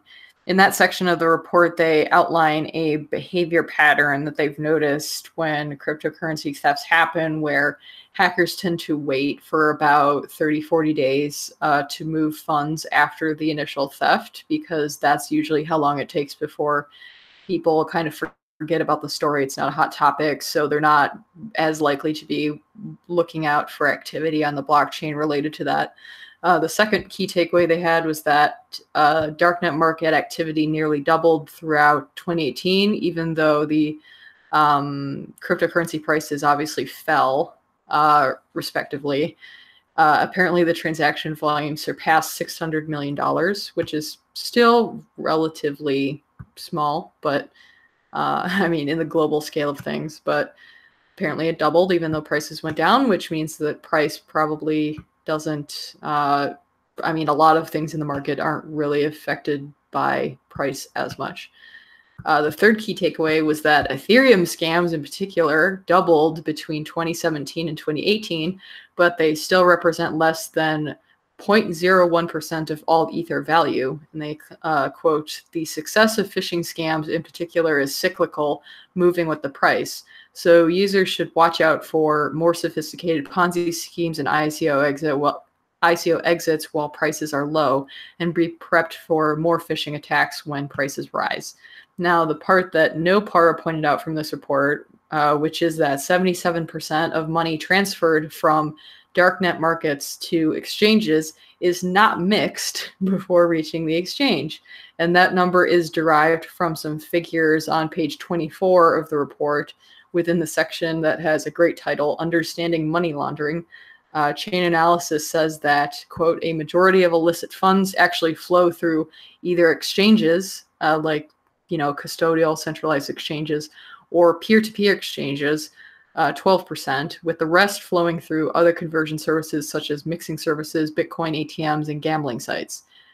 So exchanges, 65%, peer-to-peer exchanges, 12%, mixing the rest. So if you do some simple math, add 65 plus 12, well, that makes 77%. Or said differently, only 23% of crypto from darknet markets is mixed before being sent to exchanges. That's pretty low. And obviously, no Para would not, exactly want to express disappointment about that, considering the subject matter. But of course, it is kind of stupid for these people to not be at least trying to mix the coins before sending them to an exchange. So then they say in that section, the role of cryptocurrency in money laundering will continue to evolve as the legal and regulatory environment shifts. However, the great traceability of cryptocurrency paired with increasing know your customer KYC requirements across the cryptocurrency ecosystem means it is not a game-changing new way to launder funds for large criminal organizations. Still, the use of cryptocurrency by smaller players such as local drug dealers, ooh, scary, is a concern for law enforcement who will continue to prosecute these crimes. In the last section, looking ahead in 2019, they say that we believe 2019 will be the year of distributed crime, where criminal activity is shifting to new decentralized platforms. This is a major issue for law enforcement. Criminal organizations will shift away from darknet markets towards encrypted apps, including Telegram, Signal, and WhatsApp. Now, I have a question. Has anyone who wrote this report, did they use any of those apps? Because not a single one of them is decentralized. Wait a minute, crime isn't already distributed? I thought crime was distributed all over the place. Yeah, whatever. Distributed crime, it's probably going to be the new buzzword for the law enforcement crypto community. But what I find most, there's two funny parts of that quote. It's the part with distributed crime, and then it's the part where they say that, it's shifting to new decentralized platforms, which is Telegram, Signal, and WhatsApp, which are extremely centralized. So I think that's a terrible example. Also, obviously it's stupid because it's a subtle dig at what are actually perfectly normal privacy apps that millions of people use for a variety of things. Some of them not even privacy related. Like, I've always found it's like anyone who is texting directly anymore, where you're like paying a fee for each text, it just doesn't make sense anymore. Why would you do that when you can use a free app that doesn't have that, ridiculous added cost? A lot of people are using messaging apps just because they don't want to pay for texting. So, And anyway, yeah, subtle dig at, normal privacy apps, which most people just use to send each other cat pictures, not participate in crypto crime orgies that don't really exist. I think we've said this a number of times before, but a lot of governments in and companies who write reports like this have become increasingly willing to broaden the scope of what they mean when they say money laundering beyond, the actual definition, which is obscuring the proceeds of crime. So, and obviously we know that from the Silk Road, a lot of activity on the Silk Road was selling either products that were legal, perfectly normal, maybe they were just off-brand, or products that were in the gray market where they weren't like hardcore drugs or body parts or people or things like that. It was like unpasteurized milk or something like that. Body parts? Are you telling me there's cannibal meat markets on the darknet market? No, I was making a list of the things that most people assume would be for sale on the darknet, and no, actually it's not. In fact, one of the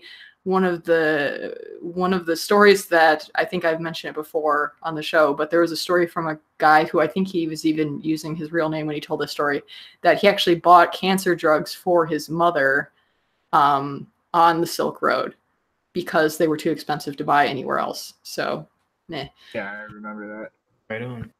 Yeah, so now, money laundering, not really a useful term in most cases. Now, if you would like to help out Nopara to not be alone during the upcoming chain analysis webinar, which takes place tomorrow at 6 p.m. CET, you can find his tweet in the video description and sign up for a webinar with chain analysis senior economist and see what she has to say about crypto crimes.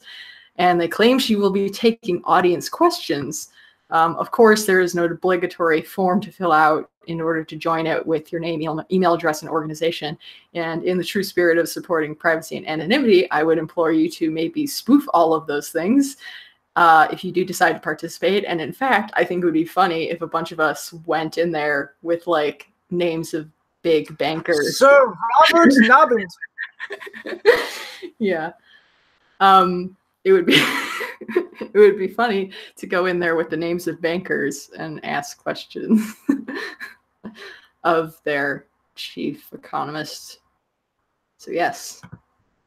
Yeah, this report was kind of crazy. Whenever I saw Nopara posted, I was like, "Oh my goodness! Like, do these darknet markets not understand like that these mixing services are like one of the major things that's helping Bitcoin fungibility and keeping people off the radar of reports like this?" And I guess it's still kind of not really known that well. And yeah, I imagine we should be kind of just pushing a little bit more into that whole ecosystem with these coin joins. I saw something that Nopar was talking about working on, like a reverse coin join or something. I mean, like I started thinking, like, is that, and this is where it kind of brings in this question about like Bitcoin fungibility and where it's going and everything. And, some people like they're thinking about this idea of like, they say it's like a dust attack, but I mean, like, I don't know. I think maybe that's like, when we start talking about implementing best practices, I mean, maybe it's like a coin join and a reverse coin joins and,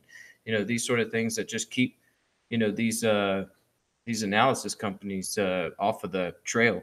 And, yeah, like distributed crime. That's going to be a new one for sure. And yeah, it just makes me think about like the way that, these chain analyses are. It's like, they can like Andreas, he says like, Bitcoin's putting governments to the test. And I mean, like governments, those are just, it's like governments. I think we have this conception that it's like this group of, it's like an entity where really it's like supposed to just be of the people. And so I think we're starting to see like all these, like we covered Bitfury and Lightning Peach and all that last episode. And, we talk about these chain analysis companies. And I think we just kind of have to recognize that that whole side of the spectrum of this ecosystem is basically our opposition on all this. And we got to keep maneuvering it. I think it's going to be Taproot, Graftroot, coin joins, and just getting these things into these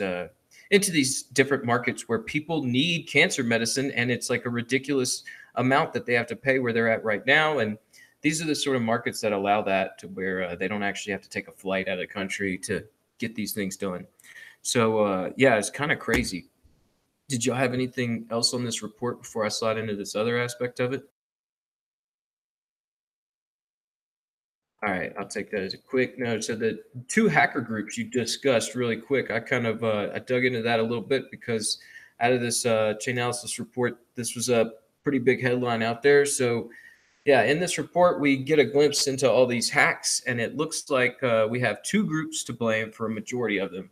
Chainalysis reports that the groups are responsible for nearly 60% of all exchange hacks, netting around $1 billion. Sort of a repeat on that. So according to the report, on average, the hacks we traced, this is according to the report, quote, on average, the hacks we traced have the two prominent hacking groups stole 90 million per hack. The hackers typically move stolen funds through a complex array of wallets and exchanges in an attempt to disguise the funds' criminal origins. So, supposed criminal origins, end quote. The two groups are referred to as Alpha and Beta. The Alpha group is the one that you were talking about, Jadine. It's a giant, tightly controlled organization, partially driven by non-monetary goals, is what the report says. So, quote unquote, it's a giant, tightly controlled organization, partially driven by non-monetary goals. And the Beta group is, quote, less organized and small organization, absolutely focused on the money. The Alpha team, excuse me, just one second. Sorry. I clear my throat. So the Alpha team usually makes moves of around 15,000 transactions to help obfuscate its origin. As well, they move to turn 75% of the crypto into cash within 30 days. The Beta group is comparatively slower, waiting some 6 to 18 months before cashing out the stolen cryptos. Then when they do cash out, it's usually done quickly with 50% at a time through a single exchange. The firm reports that despite the market downturn of 2018, they saw active darknet markets nearly doubled. That's another one we're doubling up on. So cryptocurrency crime is evolving. This is another quote from the report. Cryptocurrency crime is evolving to become part of traditional crime, and we think this trend will continue in 2019. Market participants will need cutting-edge technology and investigate analysis to fight back. So, like I was just saying about the Bitfury and Crystal, and just this narrative that all this stuff is criminal activity, and it's something that this is money laundering. Whenever we kind of understand at this point that money laundering is all just a legal construct, and the same goes with the criminality and the terrorist and all this stuff. So it's one of these things where these reports come out and it's interesting just to get a glimpse into the way that they see the situation. And this is just another little piece of that report. Did you guys have any comment on these Alpha and Beta groups? Honestly, I just think it's when you start identifying, groups like this, like that is a big assumption, because all of this really comes down to statistical analysis. And like ultimately, you really have no clue what types of communications like groups like this really use. I mean, it is very theoretically possible that multiple groups could be collaborating to obscure their footprints by mixing things or other mechanisms like that. But another aspect of this is just kind of like, I don't think in the CoinDesk article we linked it really said this, but a Bitcoinist article on the same thing I read kind of started trying to like drum up and fearmonger horse shit with like claims of, well, if people can hack this amount of Bitcoin, then could people be able to fund a 51% attack? And I mean, it's like, when I see things like this, it's always kind of painted in like think about the systemic consequences, think about the risk to Bitcoin. And it's like, okay, so these groups, as they're identified by Chainalysis, stole a bunch of money. Like, why should I care? Why should Bitcoin care? Like, people steal things all the time. Like, criminal organizations exist. Like, that's just a reality of the world. I mean, no matter what technology, no matter what system you're talking about, like, criminals will exploit something. that's just how the world works. Yes, and we should point out that still the number one medium of exchange for criminal organizations, distributed or centralized, is the US dollar. By now. Absolutely. I mean, that's where, yeah. It's like all these arguments just is like, okay, well, this is the way we see it. It's like, all right, well, I don't quite see it that way. I think I could see where the crime is mainly focused. So, all right, let's get into this last little story here. So, getting into Kik and their ICO. All right, so back in 2017, the messaging app company Kik did an ICO for their currency, Kin. And instead of paying a fine, they are standing up to the SEC. And, we've been seeing a lot of these ICOs that came out in 2017 either pay a fine and roll back their ideas or, stand up and take a fight. And so that's what Kik is trying to do here. A representative from the company told CCN, "We are, quote, we are unsure of how commissions will vote, but we believe that any enforcement action against Kin, and the foundation would be detrimental to the entire cryptocurrency industry," close quote. Kik CEO told Ted Livingston sees this as a fight for the industry, saying, quote, "This situation is not unique to Kik. There are dozens of projects at a similar point with the SEC. We all believe that this industry needs regulation, but we also believe that this is not the way to get it," close quote. Sorry about all the quotes on this one, but it's kind of the way the story was put together. So it looks like they are trying to say their coin, Kin, is a currency and not a security. Livingston says, quote, "Today, you can earn and spend Kin in over 30 apps live in the Google Play and iOS app stores. Already, hundreds of thousands of people have exchanged Kin for goods and services. Kin is one cryptocurrency that is truly a currency." He goes on to say, "The term security means any stock, treasury stock, security future, security-based swap, bond, debenture, certificate of interest of or participation in any profit-sharing agreement, but shall not include currency or any note, draft, bill of exchange, or banker's acceptance, which has a maturity at the time of issuance," close quote. Yeah, I mean, like, this all just sounds like a bunch of language fighting and wordsmithing, trying to figure out a way to, get this to where they're saying, like, look, our product is being used. It's in all these apps. And I mean, it's definitely a currency. And I mean, we'll see how it goes, but it sounds similar to the whole argument that, Ethereum's going through right now. And I mean, like, Ethereum's being put to the test. Just another shout out, the CFTC is still taking requests as far as, discussions about Ethereum centralization or decentralization. And I think this is kind of just playing into the same hands. I think we're seeing this and that Tyrion case kind of becoming these high profile cases that are trying to set a standard for all the rest of these ICOs. And I mean, this is where, I mean, this case, I mean, it might have a bunch of interest behind it that's not necessarily the Kin ICO out of Kik, but I mean, like these other guys that are trying to make sure that they're all going to be above board. But yeah, that's what's going on with this Kin ICO with the SEC. They're fighting it out and trying to argue that their ICO was not a security, it's a currency. What do you guys think? I think that they don't have a leg to stand on because not a single cryptocurrency has been recognized as having the status of money in the United States. They have had one court ruling, was recently overturned in Florida, I believe, that is recognizing as money for the purposes of a case. But regulatorily, cryptocurrencies fall into one of two categories: a commodity or a security. And most of the basis by which anything is deemed a security is the promotion of it, whether people purchase or invest in it based on expectations of a profit, whether it is something actually issued by an identifiable party. And all of the factors that generally lead to the SEC pointing at something as a security are undeniably fulfilled in their entirety by Kik. So the way that he simply points at this exemption of security status for something that is deemed a currency, I mean, it's absurd. And I absolutely do not see this flying.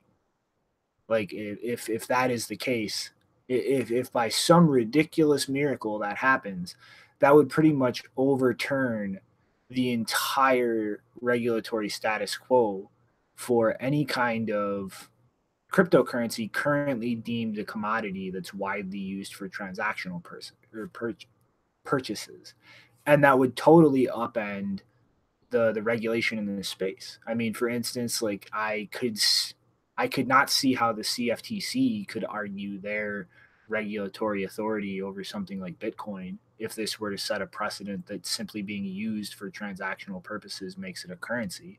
It would no longer be a commodity and therefore no longer subject to the CFTC's regulatory authority. Like I just the idea that they're going to point at this one line here and try to make this argument and stand against the SEC on it is absurd. Like I absolutely do not see this working out for them in the end. Yeah, to be honest, it sounds like any of these guys that I've seen a lot where it's like, oh yeah, this is being used. It's being used. It's like, yeah, but you guys are setting up this way to where people are getting trapped up in this, thing, thinking that they're going to make some money. And, in that they make a few movements in the network. And also there's just all these like, it seems like a lot of stuff being put together to try and just show market activity on a given ICO to try and claim that it's being used as a currency. And, that goes just like down the line on them. And that's where I don't see this one any different. And it kind of just makes me look at it as the way like the Kick saying like, well, no, we got the we got the Kin Foundation and we got Kin and we got Kick. It sounds a lot like, they're trying to fill out this whole regulatory framework around something like Ethereum. That's just like a speculation of mine. But I mean, yeah, it's one of those where I kind of see them like just trying to stand on this and fight, but I don't see it necessarily working out for them. But I mean, yeah, we'll just follow along with it and see how it goes. And just another reminder, yeah, if you haven't gone to the CFTC's website to discuss Ethereum and the ways that you kind of see the way that ecosystem stands, please do. All right, guys, looks like we made it. So I guess that puts us in final thought territory. All right, Janine beat me to it today. Yeah, so my final thought is in regards to this battle of the walled gardens going on, where if you haven't heard, Facebook had, I don't know what the period in which they did this was because I don't use it and I don't talk to anybody who uses it, but they were apparently offering a, quote, Facebook research VPN. I can't remember the name off the top of my head. And they were paying people, I think, $20 to install it. And this VPN would basically, like, it's not really a VPN in the sense that anyone would use a VPN because it was basically sucking up all of your traffic and app data and giving it to Facebook for research purposes. Now, Facebook claims that, I mean, they're losing younger people by the day in the thousands, but they claim that less than 5% of participants were teens and all minors had signed parental consent forms, but it's still a pretty shitty thing to do because I don't think they made it explicit that that was the purpose of the app, that they would basically be collecting your data. I mean, by now you should assume that everything that Facebook touches is for that purpose. But the funny update that happened today is that Apple has revoked the iOS developer certificate for Facebook, which means normally with that certificate, Facebook can directly offer their apps without having to go through the App Store review, which most apps have to do if you're not a big company. But because this VPN thing was being offered on iOS, Apple found out about it. and they decided to revoke that certificate. And so now any apps that currently exist or exist in the future have to go through the normal app review process. And in fact, because they disabled this certificate, according to this particular tweet, if you scroll down, he says that none of Facebook's internal iOS apps currently work, which are used by thousands of their employees.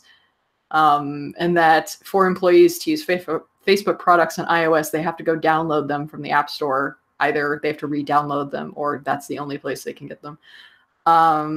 And it's funny because apparently they announced their earnings today. So I just find this hilarious. That I'm not a super fan of Apple, but I just think this was a good move because obviously Apple's business model is not in collecting user data as much. They've explicitly said that that's not their business model. So it doesn't surprise me that they did this, and I find it hilarious that Facebook had this another huge blow up happen on the day that they're announcing earnings. And it's like pretty much consistently everything that has come out about Facebook in the last couple of years especially has been really horrible, and they are the absolute worst thing on the internet. I don't know why people still use it. I would like to see a vote among the American people to whether or not to go and destroy Facebook servers and see how many people in America would say that's a good idea. I mean, this was a weird story. I mean, whenever you saw you talking about it, I was like, what? Facebook VPN for teens? And it's like you're selling a service that makes them think they're secure and private, and they're teens, and they've got all this ridiculous technology for them to go crazy with. And it just seems weird. Like, why would you do this? Like, why are you making VPNs, marketed to teens when, there's this obvious, like, sucking up of the data actually that's going on. So you're telling these teenagers who don't know better that, you're going to be private on this server. And the reality is they're just gobbling everything up. And another thing was like this, another walled garden problem with iOS. Did you guys see this stupid bug, this FaceTime bug, where you could FaceTime somebody and then call yourself real quick, and then next thing you know, the other person's microphone's been activated and you could just sit there and listen to them? I mean, these are problems where it's like the open source stuff is like, this is why you need open source development. And I mean, of course, that particular bug with FaceTime is another reason why I think phones are stupid. And for the most part, smartphones are stupid and I don't like them. And it's such a weight off my mind to not have to deal with all of the potential garbage that my phone could do without my permission. So yeah. Yeah, Shinobi, I know you want one of these dumb phones, man. Gotta get those things going in the market. Mm-hmm. So what's your final thought, Mr. Rick? All right. So Nopara made a post yesterday that kind of just pointed out the second slide in the artwork that we did for the show, and man, it got a huge positive response, and a lot of the community was great, giving some great feedback. And it looks like it's been a big hit, and it kind of took off in Reddit. And this is just like another, like, I really want to thank Nopara for putting it out there to kind of just like gauge the reaction, because we do these, and a lot of time everybody's listening to the audio and everything, and so like just watching the intro, a lot of people don't catch it, and so it was good to get a spotlight like this. And kind of took off on Reddit too. And it's something like I've thought, I think, over the past few days, where I've actually for the first time like had a tweet go viral, and really like a bunch of attention towards certain things that I'm doing. I mean, it kind of like, for a long time I've been hesitant to tweet, hesitant to really discuss stuff on these forums, because I always feel like things are going to be sort of pointed back against me on the things that I say. And now I think I'm starting to realize that it doesn't matter what you say. Somebody's going to try and find a way to peel it apart and throw it back at you. And so I think my final thought is like, I learned something this past few days about, just confidence in, just standing up for your word and not being afraid about the possibilities of the blowback whenever you do talk on these discussion forums. So yeah, that's my final thought. Thanks again, Nopar. I really appreciate it. Alrighty, I have two quick final thoughts. First, I'm going to introduce you all to my favorite memer on Twitter, Sal the Agorist. A dam letting some spill water out with unreasonable search and seizures in the reservoir. The dam is the Fourth Amendment. I smell weed, though, as the water pouring out through the release valve. I thought that was kind of story. Yeah, quickly, that reminds me, I saw a story today that some guy was in jail for 42 days because he got caught with laundry detergent and they thought it was Coke. America for you. And then Eric Voorhees felt the need to virtue signal empty parroted words as he is wont to do, just repeating other people. Libertarianism is the ideology of peace, the application of the moral assumption that humans shouldn't harm or steal from one another. It is considered extreme, radical, and unrealistic by those who seek any excuse to coerce their fellow man into behaviors they prefer. So I'm going to take this and actually put things in my own words instead of just parrot nonsense. Libertarianism is the ideology of leave me the fuck alone. The application of the assumption that you are a total fucking dumbass and I will not let my life be steered by a man dumber than you. It is considered extreme, radical, and unrealistic by those masses of dumbasses who think they know better than me. Fuck you, dumbasses. All right, we've got our swearing quota in for the day. Yes, we do. Always Eric bringing up those angry Shinobi friends. All right, so just one more quick thing. I'm going to be out of town this weekend, and so won't be able to make the next show. Just a final thought. All right, guys. Alrighty, so thank you for watching today. Been a very slow day, and I guess we'll just have to say toodaloo until Sunday. Later, everyone. Adios.